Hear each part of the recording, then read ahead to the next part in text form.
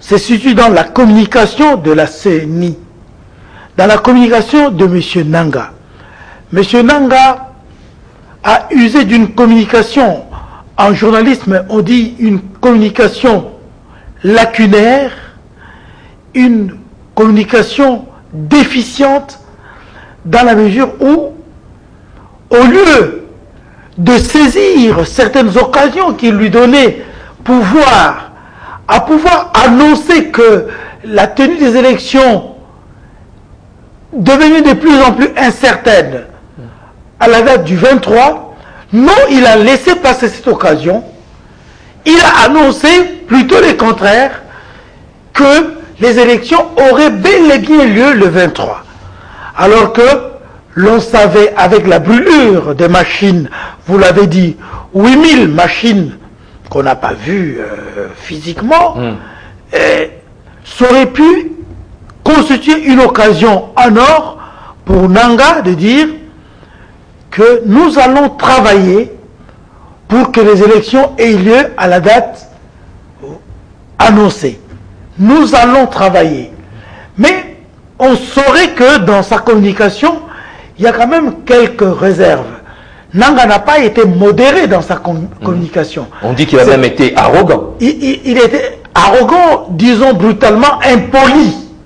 Hein? Les gens ont dit qu'il était impoli. Ainsi donc, ce qui devrait arriver, arriva. Et hier, dans sa communication, Nanga a fait, vous l'avez dit, profil bas, mais j'ai dit qu'il avait le visage d'un homme honteux, d'un homme contrit par la force des choses, et que finalement, l'histoire l'a vite rattrapé.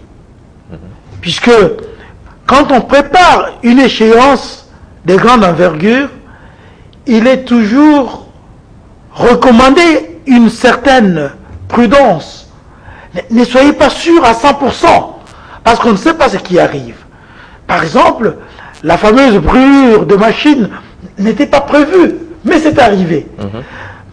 Un jour, je disais ici, sur ton plateau, Albin, que lorsque vous voyez quelqu'un afficher un optimisme à outrance dans un processus, dites qu'il y a quelque chose qui ne va pas. Je crois que jusqu'à présent, je n'ai pas eu tort. Et même les 7 jours qu'il s'est donné, parce que les spécialistes disent que il aurait fallu que Nanga sollicita 14 jours, donc 2 semaines. Mais lui n'a sollicité que 7 jours. C'est ça. Et on se demande si dans 7 jours, effectivement, les élections auront lieu. De toute façon, ce report ne peut pas constituer une raison pour mettre le pays à feu et à sang. Quelqu'un qui ment, on doit le conduire jusqu'au bout de son mensonge. 7 jours, c'est pas beaucoup. On va compter à partir du 23, le 24, ça fera déjà 1 jour, le 25, 2 jours, ainsi de suite. Et 7 jours, c'est vite arrivé. Et l'opinion ne doit pas se verser dans les rues, casser, voler, violer, piller, parce que notre pays a déjà une expérience triste des pillages, des casses, ainsi de suite. Mais dans le chef de Nanga, nous demandons qu'une politique communicationnelle assez rationnelle, parce qu'on trouve qu'il n'y a pas beaucoup de rationalité dans la communication de Nanga. En tout cas, au chapitre des réactions, la coalition de soutien à la candidature de Martin Fayulu, c'est-à-dire l'Amouka, a réagi à travers d'abord Jean-Pierre Bemba qui estime que Nanga devrait tout simplement démissionner, et lui-même, le concerné, le candidat président numéro 4, Martin Fayulu, estime qu'il n'y a pas de report qui tienne à ces élections qui étaient donc fixées au 23 décembre 2018. Alors ma question, Luc Mikomo, derrière ces raisons techniques avancées par Corneille Nangaa, se cache, n'y a-t-il pas des raisons politiques qui se cacheraient derrière ces raisons techniques avancées par Corneille Nangaa? Oui, c'est fort comme possible. le pense Lamouka d'ailleurs. C'est fort possible. J'ai même entendu l'archevêque de Kinshasa dire que les risques de tricherie existent. C'est pourquoi il appelait les personnels qui est en formation pour l'observation électorale à une plus grande vigilance et que l'Église comptait sur eux. Quand Jean-Pierre Bemba dit Corneille Nangaa doit démissionner, ça veut dire que on doit prolonger davantage la tenue des élections. Donc, nous, journalistes, nous ne devons pas épouser goulûment comme ça les discours des politiques. Non, Nangaa a sollicité 7 jours. Accordons-lui les 7 jours. Parce que les raisons qu'il a avancées sont historiquement vérifiables. Est-ce que l'entrepôt de la CENI a pris feu, oui ou non? C'était le 13 dernier. Oui. Donc, cette raison-là tient. Mais Nangaa a péché au lieu de se saisir de cette occasion-là, de dire attention, il faut que je réfléchisse profondément avant de dire que les élections auront bel et bien lieu le 23 décembre. Il faut que j'examine, est-ce que cette brûlure n'aura pas cet incendie n'aura pas des incidents sur la suite du processus électoral, parce que nous sommes dans un système, dans un processus systémique, c'est-à-dire que lorsque un élément est touché, il y a les implications sur les autres éléments. C'est ainsi que fonctionne l'approche systémique. Ainsi donc, Nangaa devrait en tout cas faire preuve d'un peu de sagesse, de façon à ce que quand il y a eu incendie dans l'entrepôt de la CENI, il devait néanmoins réfléchir et dire qu'attention, quelles sont les conséquences de cet incendie avant que je ne réaffirme, parce qu'il disait il n'y aura rien, les élections auront bel et bien lieu, d'où d'aucuns a parlé, tu as dit d'arrogance.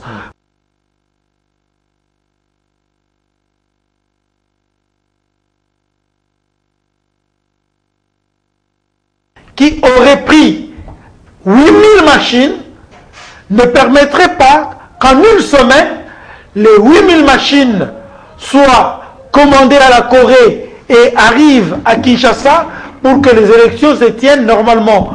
Bien plus, les machines qui existaient ou qui existent encore font preuve de plusieurs défaillances. Il y a des machines qui n'ont pas de câbles d'alimentation. Et j'ai entendu sur notre confrère Top Congo quelqu'un dire que ma machine oyo ba memeli biso awa eza na câble d'alimentation te ekukopela te.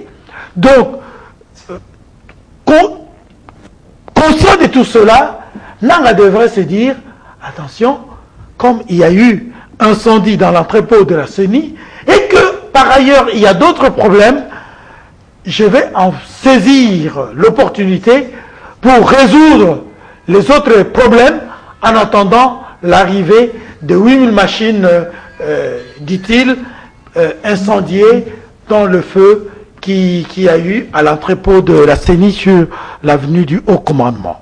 Luc Mikomo, merci. Sélé Kanangila et Yves Bouya viennent de nous rejoindre sur ce plateau. Alors, Sélé Kanangila, au chapitre des réactions, il y a également la réaction d'une candidate à la présidence de la République, en l'occurrence Marie-Josée Ifoku, qui estime que derrière ces raisons avancées par la CENI se cache tout simplement une impréparation généralisée. D'ailleurs, hier, j'ai été au niveau de la foire internationale de Kinshasa et j'ai vu qu'il y avait encore des formations en cascade, des témoins, des observateurs, ainsi de suite. Et Marie-Josée Ifoku estime également que Corneille Nangaa est en contradiction avec lui-même, parce que en même temps qu'il a refusé l'aide internationale, eh bien, il a été le premier, en tout cas, à recourir aux ambassadeurs pour leur annoncer le report des élections. Merci beaucoup, Adelin. Je salue les téléspectateurs qui nous regardent. Je suis un peu malade du discours de Luc. Je l'ai suivi. Il semble minimiser ce qui est arrivé. Pour lui, c'est comme s'il n'y a rien. Franchement, ça, je ne pense pas que ça soit une bonne façon de voir les choses. Les élections, on a eu 2 ans pour les préparer. Le reporter doit être un fait devant lequel chaque Congolais, qu'il soit de l'opposition ou de la majorité, doit non seulement s'incliner, mais chercher à en savoir plus sur les raisons. Parce que les raisons telles qu'avancées par la CENI, pour moi, en tout cas ça c'est mon point de vue, je ne trouve pas ces raisons totalement fondées. En tout cas, absolument pas. Alors, dire à la télé qu'on peut accepter et y aller comme ça, c'est bien bon, mais il faut quand même commencer par comprendre, par avouer que la décision telle que prise par la CENI ne devrait pas être prise et annoncée dans ces conditions-là. Ça, c'est le premier élément. Le deuxième élément, ici, vous évoquez la réaction de Marie-Josée Ifoku, je vais y revenir, mais j'aimerais quand même faire observer une chose. La chose, c'est que la CENI, le président Nangaa a d'abord échangé avec les gouvernements, les CNSA, avant d'échanger avec le candidat président de la République. Mais je suis vraiment malade, très malade, de constater que de tous ce candidat président dans la salle, que ce soit seulement Marie-Josée Ifoku qui s'élève pour condamner. Ça, c'est un constat que nous avons tous fait en dehors de Bemba, qui a réagi en dehors à partir de l'Europe où il se trouve. Mais dans la salle, en dehors des Fayoulou qui s'est fait représenter Tshisekedi, il y avait d'autres candidats dans la salle que je ne peux pas citer ici, qui ont tous opté pour le silence. Qui ont tous presque opté pour le silence, en dehors de Marie-Josée Ifoku, qui a pris son courage pour condamner ce qui s'est passé. Alors, réaction de Ifoku, parlons-en. Oui, je l'ai suivi. Parler, par exemple, de la faillite de la CENI, oui, mais je crois qu'elle n'a pas tort, dans la mesure où jusqu'il y a quelques jours, la CENI se disait prête à aller à ces élections. Et même au lendemain de l'incendie de l'entrepôt de la CENI, Nangaa a minimisé. Il a dit qu'il y a eu certes des pertes de matériel, mais que cela n'allait avoir aucune incidence sur l'organisation des élections le 23 décembre. Alors, est-ce que vous imaginez combien d'argent les gens ont dilapidé dans la campagne électorale? Et puis là, vous reportez ces élections, vous suspendez la campagne électorale. Est-ce qu'il n'y aura pas de confusion dans les têtes des gens par rapport au numéro? Parce que vous savez que les votes, il faut avoir le numéro de votre candidat. Mais rester quand même une semaine sans entendre parler de votre candidat, de son numéro de vote, ça pose quand même problème. Voilà pourquoi moi je me dis que Ifoku, Marie-Josée a donc raison de penser que la CENI a failli et que la CENI doit alors pour cela rendre les tabliers. Donc moi je me dis qu'elle a totalement raison, mais je condamne les silences, en tout cas coupables des autres candidats qui n'ont dit mot. Donc, ils sont allés dans cette salle là-bas pour gober tout ce qu'on disait de l'autre côté et personne n'a essayé de dire ne fût-ce qu'un seul mot. Il a fallu que cette dame qui a un courage extraordinaire, cette dame qui pense toujours c'est la seule femme candidate. C'est la seule femme dans la course, oui, en tant que maman. Je crois que quand elle a réagi, parce que moi j'ai appris, il faut suivre les discours de cette dame. C'est pas une dame qui est venue faire la politique parce qu'elle veut avoir du travail ou de l'argent. C'est une dame qui a décidé de faire la politique pour servir les autres. Et pour elle, il faut suivre, parce que j'ai même suivi ce qu'elle a dit sur RFI. Quand elle condamne ce qui arrive, le report là, c'est pas parce qu'elle a une dent contre la... Non. Elle imagine les conséquences que ce report peut donc générer. Vous avez suivi déjà l'Unikin, ça chauffait hier. Vous avez vu cette tension. Donc, je crois que la réaction de Ifoku a sa raison d'être. Et je l'ai même suivi craindre la tenue de ces élections-là réellement les 30. Elle a dit qu'elle reste encore, elle n'est pas chaude, elle ne pense même pas que ces élections se tiendront réellement les 30. Et donc je crois que sa crainte est justifiée. Et pour revenir à l'incendie, Jean-Pierre Bemba, l'un des mentors de la coalition Lamuka, refuse même de croire qu'il y avait des machines à voter dans le bâtiment consumé. Qu'est-ce que vous en pensez, Yves Bouya? D'abord, merci pour l'invitation. C'est quoi ce qui se passe actuellement? C'est que nous sommes dirigés par des gens qui ne savent pas comment, qui n'ont aucune valeur de la signification de la gestion d'un État. Quand les lanceurs d'alerte, notamment Daniel Safou, disaient ici, dans différents plateaux, dans différentes émissions, qu'il est pratiquement impossible d'organiser les élections au 23 décembre 2018. Qu'est-ce que le président de la CENI nous disait, Corneille Nangaa? Les très arrogants Nangaa. Il est arrogant pour rien. Vraiment arrogant. Une arrogance inutile et très aujourd'hui, il bidon. fait profil bas. Non, c'est ça. Qu'est-ce qu'il nous disait? Non, 23 décembre, nous aurons les élections. Les machines brûlées à la CENI ne vont même pas impacter sur le processus électoral. Non, le Congo est résolu. Le processus est irréversible. Ça, c'est le premier point. Le deuxième point. Il y a un des candidats. Bien qu'il n'est pas il est à Kinshasa, ils ont payé leur caution, ils ne se sont jamais déplacés pour battre leur campagne. À la personne de Seth Kikouni, qui a Corneille Nangaa. Avec preuve, lui disant qu'il est pratiquement impossible d'organiser les élections le 23. Lisez la lettre, la réponse de Nangaa à Seth Kikouni. Non, ça va, c'est bon, si nous n'organisons pas les élections le 23 décembre, nous allons plonger les pays dans un chaos sans précédent. Où en sommes-nous aujourd'hui? Où en sommes-nous aujourd'hui? Pour paraphraser mon ami, Nangaa, nous sommes au 4e report de ces élections. 2016, 2017, 2018. Et hier, là, c'est le 4e report. Pour paraphraser mon ami, Nangaa, nous connaissons à quoi est-ce qu'il joue. Et nous ne sommes pas sûrs qu'au 30 décembre, le dimanche prochain, il y aura élection. Il n'y a pas de report qui tienne, a déclaré le candidat numéro 4 à la présidentielle, Martin Fayulu. Et j'ai sur ce plateau Daniel Safou. Quelles sont les nouvelles de Martin Fayulu à ce jour? Oui, alors on sait qu'il est notre champion, au Congo central. Notre champion se comporte bien. J'aimerais ouvrir une parenthèse rapidement. Nous avons connu la constitution de ce pays que Kabila a bafoué, l'a foulé aux pieds. Il a failli qu'il y ait un accord. Que ceux qui me suivent retiennent pourquoi il y a eu accord de Saint-Sylvestre. Qui retiennent, prenez le stylo, pour un retour à l'ordre constitutionnel. C'était ça l'objectif, n'est-ce pas, de l'accord, pour un retour à l'ordre constitutionnel. Une fois nous avons l'accord, Kabila piétine encore l'accord, c'est une insulte pour les Congolais. Et maintenant on nous dit, le 23, il n'y a pas d'élection. Ils sont pris dans leur propre piège. J'en appelle à tous les Congolais. À tous les Congolais. Gardez l'attention. Gardez les énergies. On n'ira pas aux élections le 30. Il n'y a pas un fondement juridique. Quelle est la loi qui autorise Nangaa d'organiser les élections le 30? Il n'y a pas un fondement juridique. Monsieur, tu fais de l'escroquerie, monsieur. Tu es pris dans ton propre piège. Qu'est-ce qu'il va donc advenir au cas où il n'y avait pas d'élection le 30 décembre? Non, ne parle pas du 30. Le dimanche, il y a vote. Le dimanche, il y a vote. S'il n'y a pas d'élection le 23 décembre, il n'y a que deux choses. Nangaa démissionne, Kabila démissionne. Tous les deux doivent partir. On n'a plus peur. J'en appelle aux Kinois. Dépouillez-vous de la peur. Celui qui tue est faible. Il y a un ancien politicien qui est mort.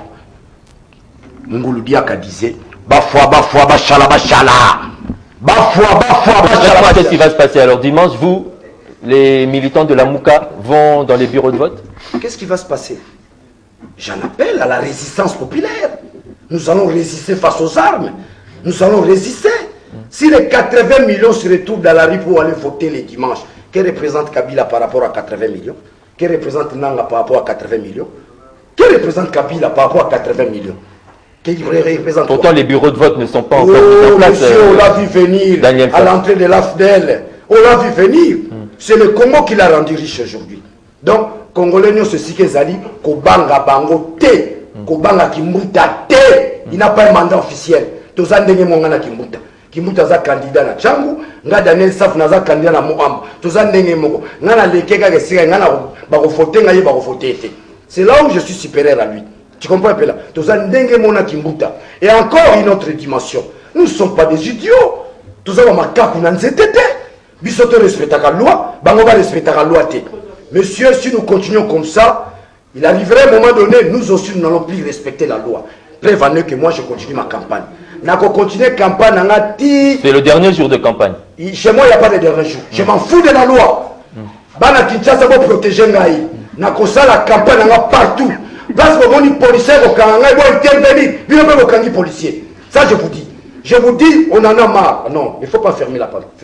C'est vous-même qui avez manipulé le micro. Réalisation, s'il vous plaît.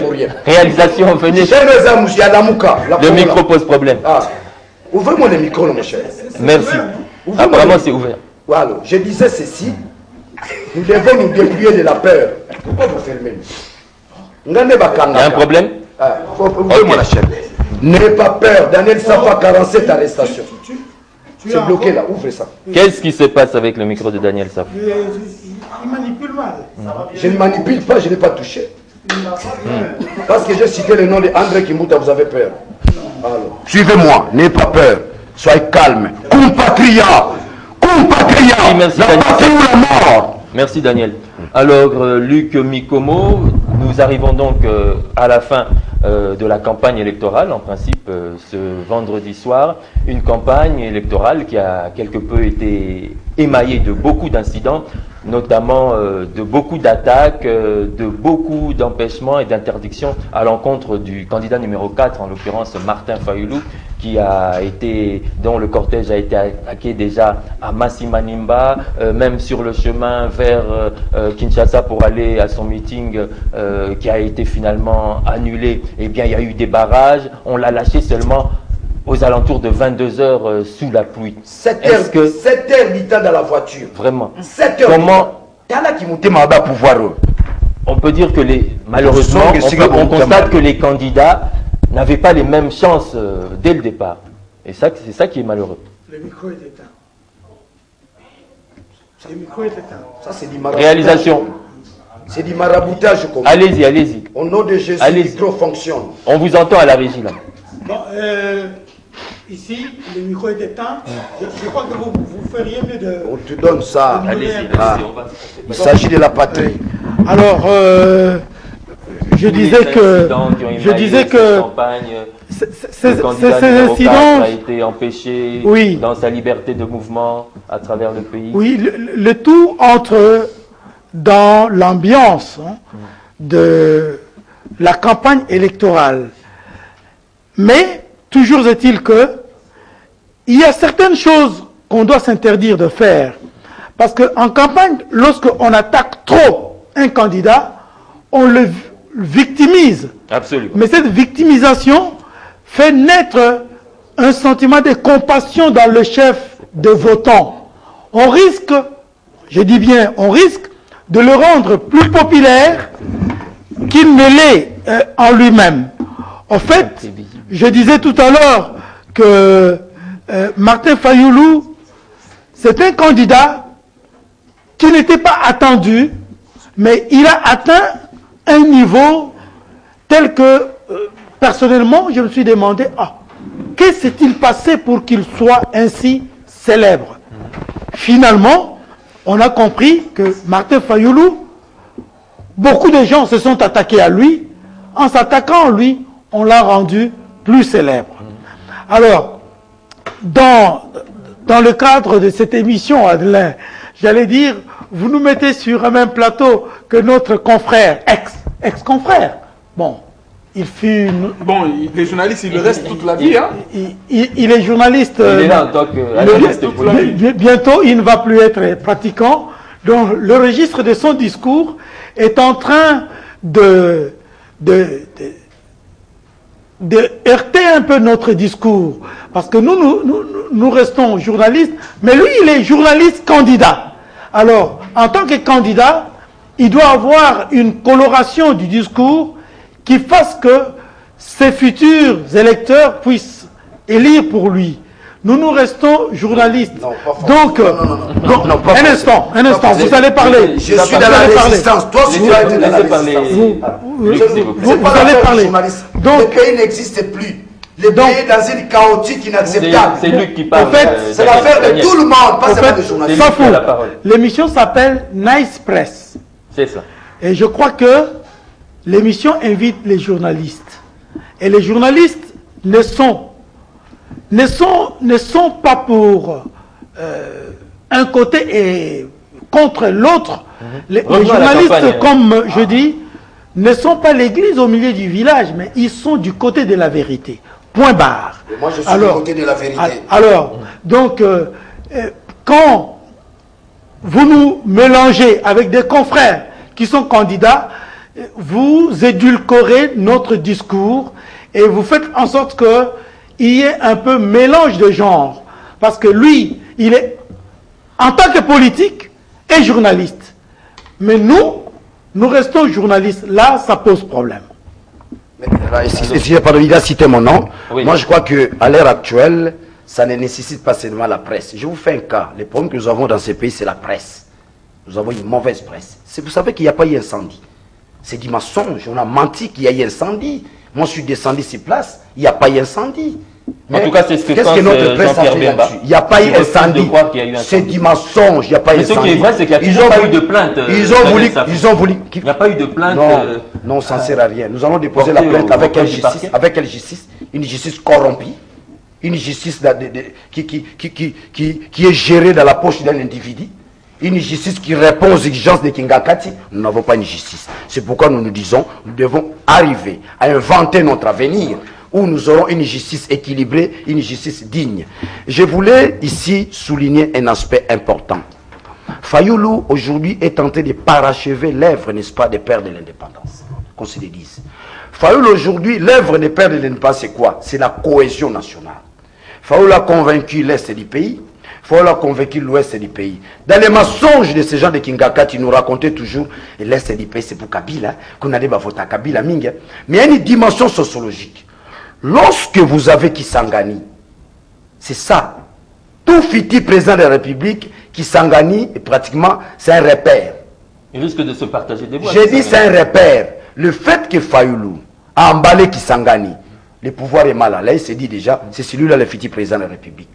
Fayoulou a ramené tout dans un tout. C'est pourquoi je dis, il est tenté de parachever l'œuvre, n'est-ce pas, des pères de l'indépendance, qui voulaient à tout prix voir le Congo un et uni. Vous me saisissez? Mais il y a un aspect important. Quand vous prenez l'hymne national, c'est chanter au futur. Nous bâtirons. Nous devons chanter au présent aujourd'hui. C'est là où on nous fait du mal. Nous renvoyons tout, n'est-ce pas, au futur. Nous devons, n'est-ce pas, construire ce pays au présent. Mais pour qu'on arrive à construire ce pays au présent, que les gens commencent à se déplier de la peur. Bobanga Kabila te, Bobanga Bozala Makasi, Bamodo de Zouya. Le 23 décembre, il y a vote. S'il n'y a pas vote le 23 décembre, le 30, il n'y a pas vote, il y a pas de support juridique. Merci, il n'y a pas une loi qui nous amène au 30.